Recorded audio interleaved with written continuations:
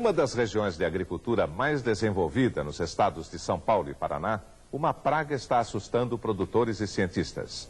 É uma pomba que ataca as plantações de grãos e provoca prejuízos de milhões de dólares por ano. O rio Paranapanema corre por uma das mais importantes regiões agrícolas do país. Na maior parte do seu curso, ele vai desenhando a fronteira entre o sudoeste de São Paulo e o norte do Paraná. No lado paulista, a economia dos municípios da região depende da cana e da lavoura de grãos. Nesta época do ano, os agricultores estão plantando a soja. Além de se preocupar com a chuva, aqui o pessoal olha para o céu com apreensão por outro motivo: os bandos de pombas que atacam as plantações. Elas se transformaram na pior praga da agricultura da região. O grande bandido dessa história está aqui na minha mão, olha. É essa pomba que o pessoal da região chama de pomba amargosa. Olhando assim não dá para imaginar o estrago que ela está fazendo. Só nesse ninhal, aqui no município de Tarumã, os técnicos calculam que existam 10 milhões de indivíduos adultos, mais 4 milhões de ovos e filhotes. Isso sem contar os ovos, filhotes e aves que existem nos outros ninhais do outro lado do rio Paranapanema. Para enfrentar a ameaça das pombas, as 3 principais cooperativas da região criaram o Centro de Desenvolvimento do Médio Vale do Paranapanema. A entidade é dirigida pelo agrônomo e produtor Hugo de Souza Dias. Ele conhece muito bem o estrago que a amargosa faz. Hugo, como é que é o ataque da pomba na soja? Bom, o ataque se dá nessa fase aqui, quando a soja está emergindo, a plantinha está saindo da terra. Então a pomba come essas 2 partes aqui, que é chamada de cotilédon, matando a plantinha, como essa que está aqui.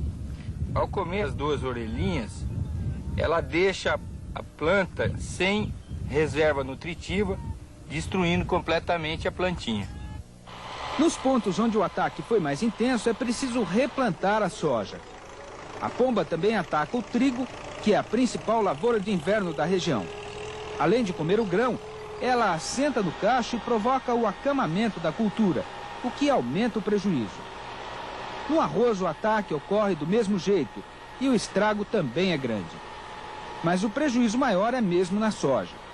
O seu Atílio Zonfrilli acabou de plantar 100 hectares da cultura e tem razão de sobra para se preocupar. A propriedade fica a apenas 3 quilômetros da principal área de ninhos da região.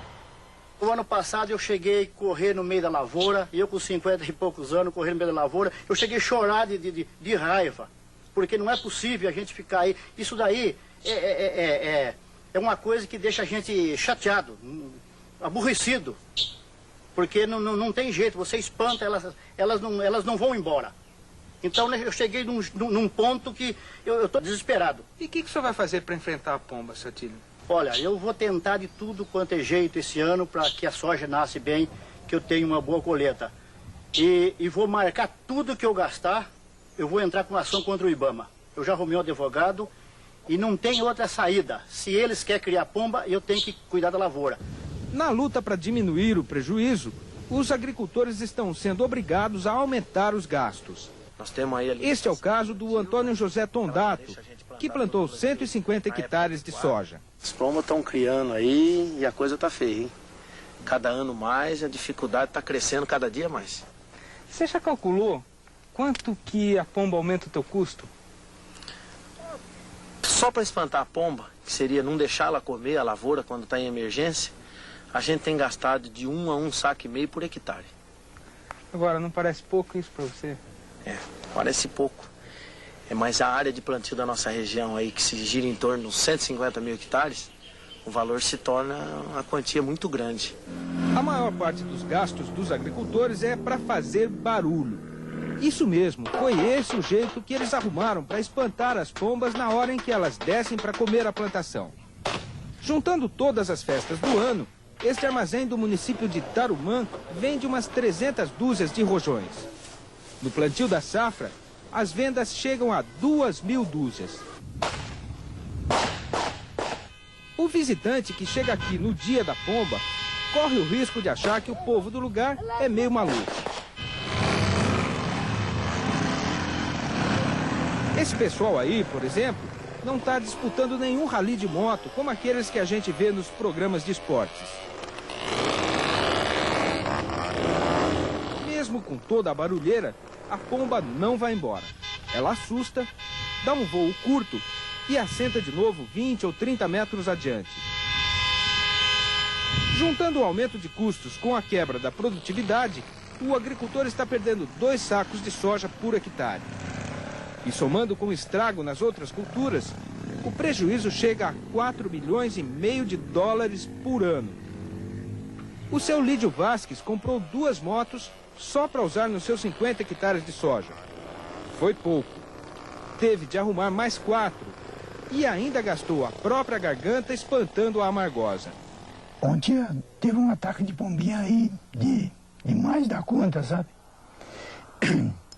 E comecei a gritar também junto com os companheiros aí pra ver se aliviava. Adiantou alguma coisa, seu Lídio? Adianta porque tem de fazer, não pode deixar lá sentar e comer à vontade, né? Tá ficando difícil produzir. Tá ficando difícil. Ou nós temos que plantar pasto, vamos comer só carne então, parar de produzir soja, milho, porque não tem condição. O senhor acha que dá para conviver com essa pomba, seu Lídio?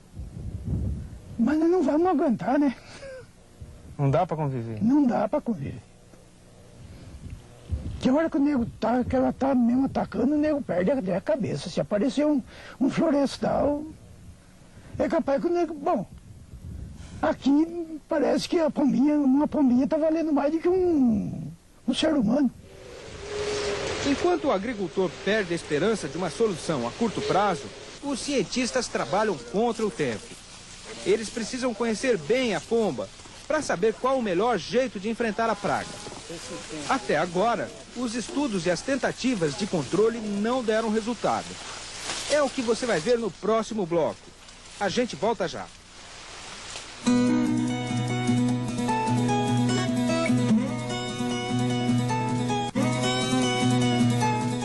Apesar de ser um problema antigo, foi só nos últimos 2 anos que a praga das pombas chamou a atenção dos técnicos em meio ambiente. O primeiro passo é juntar o máximo de informações sobre a amargosa. A voante ou pomba de arribação são outros nomes que a amargosa recebe pelo Brasil afora. O nome científico dela é Zenaida auriculata. É uma ave migratória, ou seja, muda de região de acordo com a época do ano. Os técnicos dividem a espécie em 2 grupos. O primeiro passa parte do ano nos estados do Nordeste e depois voa para Fernando de Noronha.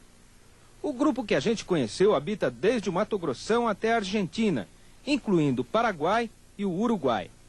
Na região do Paranapanema, existem 2 grandes ninhais. O maior fica neste canavial de 250 hectares. A área pertence a uma usina de açúcar e álcool do município de Tarumã, em São Paulo. O segundo ninhal fica do lado paranaense, em Cambará. As pombas atacam as lavouras num raio de mais ou menos 40 quilômetros a partir de cada um desses pontos.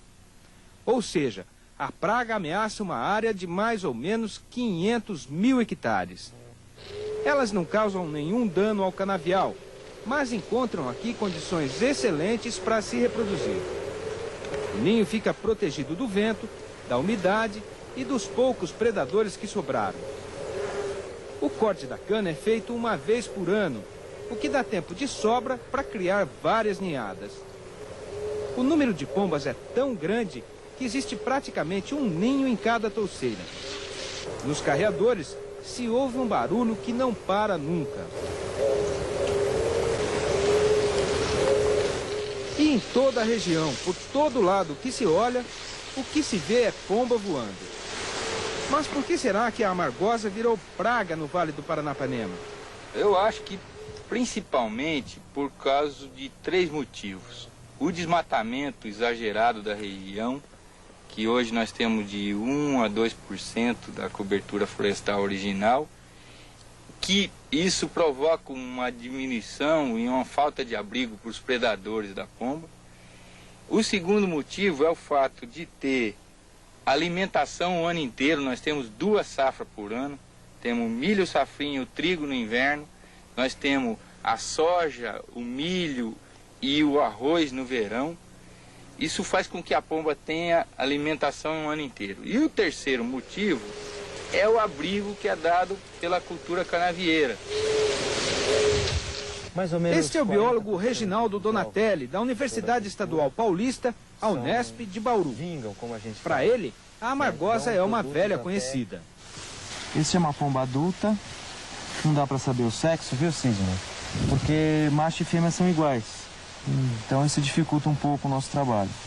Mas ele tem uma cabeça um pouco acinzentada. Os lados, atrás do olho, tem duas manchinhas pretas. E tem manchas douradas aqui nessa região lateral, na garganta. O peito é marrom avermelhado. A cauda tem uma pontinha branca, final da pena da cauda. Quantas posturas a ave faz por ano, Donatelli? Olha, mais ou menos entre 4 e 5 posturas por ano. Quer dizer, ele tem a capacidade de se reproduzir, uma vez adulto, 4 ou 5 vezes por ano, o que é bastante para uma ave. E quantos ovos ela põe, Donatelli? Normalmente são 2 ovos, excepcionalmente 3 ovos por postura. Os filhotes nascem de olhos fechados e cobertos com uma penugem rala. Mais 14 dias e a pombinha já está deste jeito. Aos 8 meses de idade, a ave está adulta e vai viver durante 7 anos. Os pesquisadores descobriram que a amargosa mudou seus hábitos para se adaptar às novas condições ambientais da região. E antes de definir qual a melhor forma de combate, é preciso conhecer bem essas mudanças de comportamento. O professor Donatelli está marcando um determinado número de aves para acompanhar e estudar os seus movimentos. Os inimigos naturais da pomba também estão sendo estudados. Este aí é o carcará, um dos poucos gaviões que resistem na região. Veja só, ele está justamente comendo um filhote de amargosa. O biólogo Carlos Albert, da Unesp de Assis, calcula que existam menos de 600 deles por aqui. Os gaviões, por exemplo, eles necessitam da mata por diversos motivos. Primeiro, porque eles precisam nidificar, ou seja, precisam fazer seus ninhos. Ele só faz ninho em árvore. Só faz ninho em árvore. Então, o predador precisa... O predador, por exemplo, que está aqui, que ele colhe a pomba aqui, ele vem de 20 quilômetros daqui, vem do Horto Florestal de Assis. Né? Tem que fazer uma migração, uma pequena migração diária, para ele vir se alimentar. Depois, à noite, ele volta para seu local de ninho. Né? Mas mesmo aqui, para ele caçar, ele precisaria de pontos de observação. Sem os pontos de observação, ele teria que ficar constantemente voando, né, para achar a presa. Então, um reflorestamento, matas ciliares são muito importantes para a recolocação de predadores. Com tanta coisa ajudando a pomba, o IBAMA, Instituto Brasileiro do Meio Ambiente, autorizou um ataque direto à praga. A ideia é tentar diminuir a população, destruindo os ovos e filhotes ainda no ninho. Para entrar no canavial é preciso estar preparado. As folhas são cortantes e o pessoal se defende usando camisas de mangas compridas e esta máscara improvisada com uma camiseta. A coleta de ovos e filhotes de dentro do canavial está sendo feita com autorização do IBAMA desde janeiro desse ano. Hoje tem uma equipe de 25 rapazes que só fazem isso o dia inteiro. Cada menino desse, em média, está coletando cerca de 80 quilos de ovos por dia. E olha que tem bastante serviço para o pessoal fazer. Dá só uma olhada na quantidade de ovos que eles recolheram em apenas uma tarde de trabalho. Esse monte, que é relativamente pequeno, em comparação com o tamanho do ninhal, tem aproximadamente 100 mil ovos. No começo, a equipe recolhia apenas os ovos. Mas isso não tinha nenhum efeito, porque poucas horas depois a pomba botava outro no lugar. Os próprios colhedores abrem uma vala no meio do canavial e enterram tudo o que foi coletado no dia. O IBAMA também autorizou a caça de pombas adultas, desde que a carne não seja vendida. Uma vez por semana, o ônibus do CDV sai de Tarumã e leva os caçadores até o ninhal.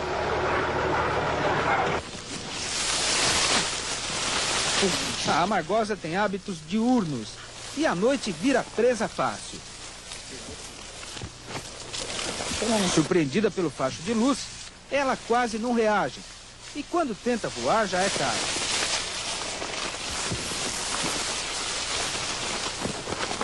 Um bom caçador enche a mão em poucos minutos. Aí é só ir jogando no saco que o companheiro vem trazendo logo atrás. Em menos de meia hora, estes 3 rapazes pegaram mais de 20 quilos de pombas. Limpando, quanto dá de carne? Faz uns 9 quilos, 10 quilos. 9, 10 quilos de carne. Isso aqui dá pra comer quanto tempo? Ah, mais de semana. E qual é o gosto dessa carne, Juliana? Parecido com gosto de frango? É. E como é que vocês fazem normalmente? Como é que come ela? Minha mãe mesmo faz, ela cozinha, depois frita. É. Aí fica boa. Mas tem gente que assa. Dá pra fazer churrasquinho, Marcelo? Dá. Fica bom? Fica. Só fazer um tempero com limão, né? Limão ou de vinagre, tanto faz. O José Aparecido, que veio de Assis com os amigos, acha que a caçada vale a pena. Ah, vale, né? Porque é uma misturinha a mais aí, porque a carne tá cara e a gente vem aí já... Isso aí vai bem, né? Com uma pinguinha dá um aperitivo bom, né? Os técnicos do IBAMA e do CDV calculam que já foram destruídas 112 toneladas de ovos e filhotes desde o começo do ano. Mas apesar de todo o esforço, nada indica que esse trabalho esteja dando resultados concretos. O primeiro objetivo desse trabalho de coleta de ovos e filhotes era a tentativa de fazer com que as pombas migrassem da região, fossem embora.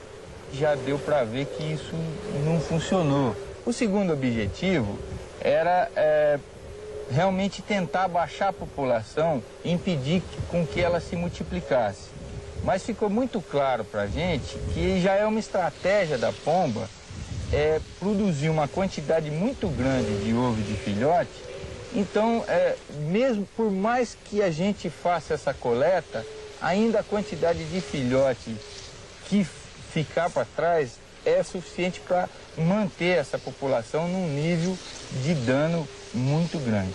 Agora, o que a gente está querendo é lançar um desafio às instituições de pesquisa, à comunidade científica, para que venha estudar nosso problema e tente dar uma solução para nosso problema, já que o agricultor está desesperado com o problema. Sem perspectiva de solução rápida, os agricultores estão desesperados. A situação é tão grave que tem muita gente defendendo a desobediência às leis ambientais e o envenenamento em massa das pombas. Eu acho que poderia aí haver uma liberação, um envenenamento parcial, ou um outro tipo de controle, um esterilizante, alguma coisa nova que solucionasse, que o problema nosso é sério e as dificuldades estão sendo muito grandes, cada ano que passa maior. Eu tenho medo de envenenar, porque não por causa da pomba, por causa dos outros animais. E esse ano nós vamos ainda tentar com cautela. Agora, se não tiver outro jeito, o ano que vem nós vamos envenenar essas pombas. Nós vamos envenenar, aconteça o que acontecer. O agricultor chegou num ponto que ele não tem mais medo de nada. E eu já não tenho mais medo de nada. Eu fui convidado para fazer isso e eu não quis fazer. E nós vamos dar mais uma chance esse ano. Se não tiver outro meio, nós vamos envenenar. A ideia é reprovada pelos cientistas que estão estudando o problema, como o biólogo Carlos Albert, da Universidade Estadual Paulista, a Unesp de Assis. Se a gente soubesse que o envenenamento é só sobre a pomba, ainda teria um efeito, a gente poderia talvez até pensar em usar. No entanto, outros animais vão ser prejudicados. Por exemplo, a pomba é uma ave que se alimenta de grãos. Assim como a pomba, outras aves se alimentam de grãos.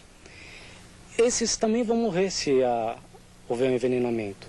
E além disso, existem aves, por exemplo, que se alimentam de grãos e de insetos, né?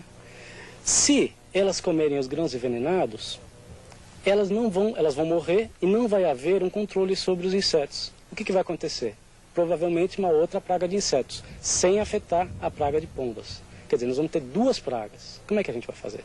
E é um desafio. Para a doutora Nilde Pinheiro, superintendente do Instituto Brasileiro de Meio Ambiente, o IBAMA, em São Paulo, o envenenamento só vai criar novos problemas. Ela também adverte que isso é crime contra a natureza e a punição é cadeia. O envenenamento pode acarretar prejuízos imensos à saúde pública. Você imagina se uma criança, porque ali eles comem a pomba, você sabe.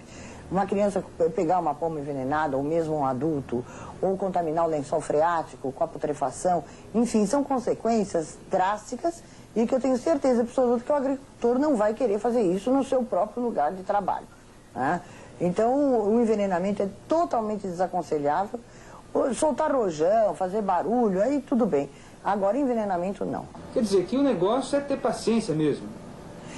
Não só ter paciência, como ter vontade em recuperar o ambiente que se mostra hoje profundamente degradado. Não há outra solução.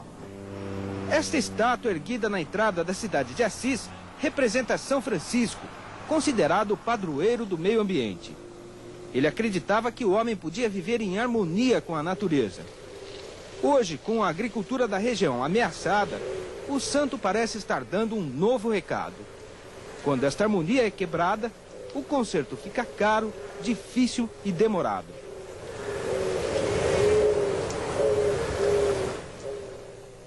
Anos atrás, essa mesma pomba surgiu numa região produtora de sorgo da Argentina.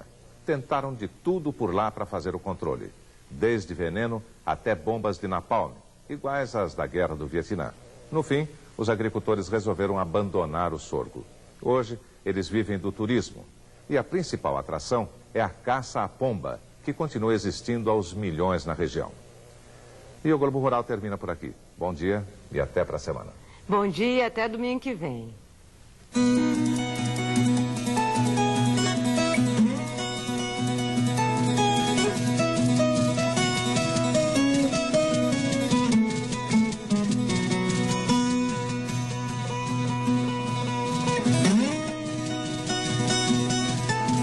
Assista agora Festival de Desenhos.